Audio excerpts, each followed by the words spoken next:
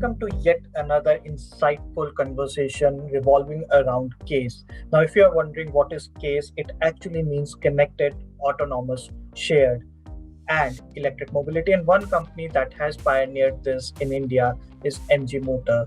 So, to discuss it further, I have with me Mr. Rajeev Chaba, who is the President and MD at MG Motor India. Mr. Chaba, welcome and thanks for talking to News 18. Thank you. In many ways, MG has pioneered CASE mobility in India. You have a vehicle that represents all the four genres. How important is CASE for MG? I think this is one of our positioning planks or important part of our foundation. And this actually differentiates us, in my opinion.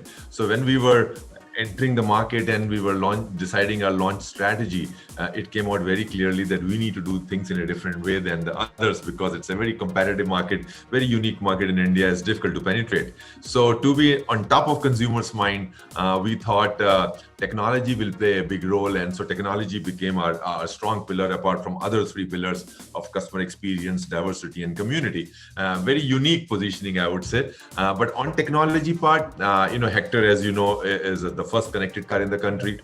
Then we launched second EV. And EV, I would argue that is the best EV in the country right now at that price point. And the third, Gloster, is autonomous level 1 in that price category. You don't have those kind of features in that price range in our country. So, all three actually are unique in their own segments. And the fourth car, what we are going to launch, also would be unique, hopefully, and you all will find it very interesting. MG is more or less invested in SUVs, be it the Hector, ZS EV, or the Gloster, and then the fourth product which you're talking about, the mass segment product. But you also have products like MG6, which we drove in China.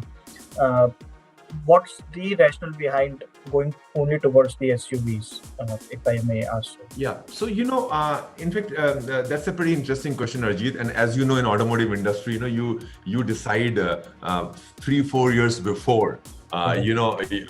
Before the actual launch, because it takes that kind of a time. Right. So even let's say we decided in 2016 time frame about the Hector car, and like this fourth product we decided almost 2.5 years back. So I think it will be fair to say that we looked at the global trend.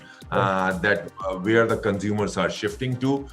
Then we saw the gaps in the Indian market. And when you correlate that gap with the global trends, you could see that, maybe the SUV market will have more upside and more opportunity in the country. And basis that, we went for, SUVs. Despite COVID, despite, all those kind of headwinds, SUV segment is the one segment which keeps growing.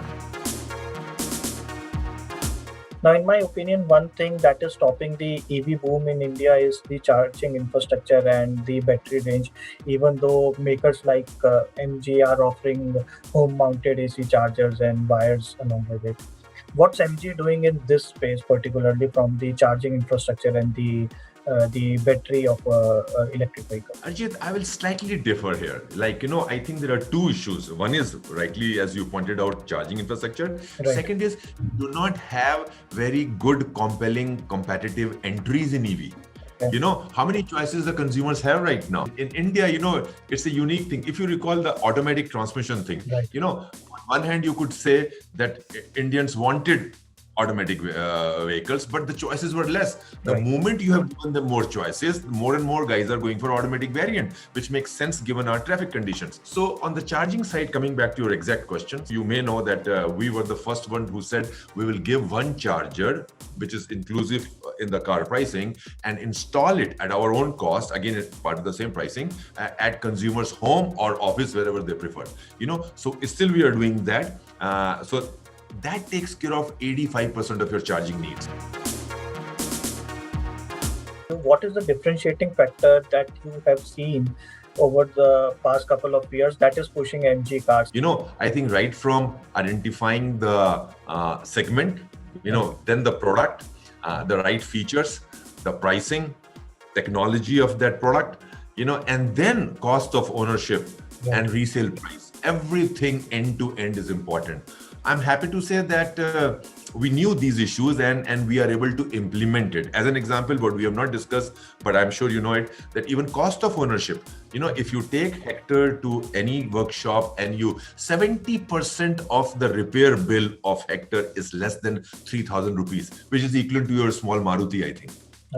So service charges for 70% of my consumer is only 3,000 rupees. And the resale price is the highest, is the best in the segment. Still, it's 92%. So after 2 years of buying Hector, still you can sell at 92% of the old price what you paid. I think all these things put together, so far so good, I would say. And we are pretty happy with the journey. Thank you for talking to News 18. Take care. Thank you very much. Right.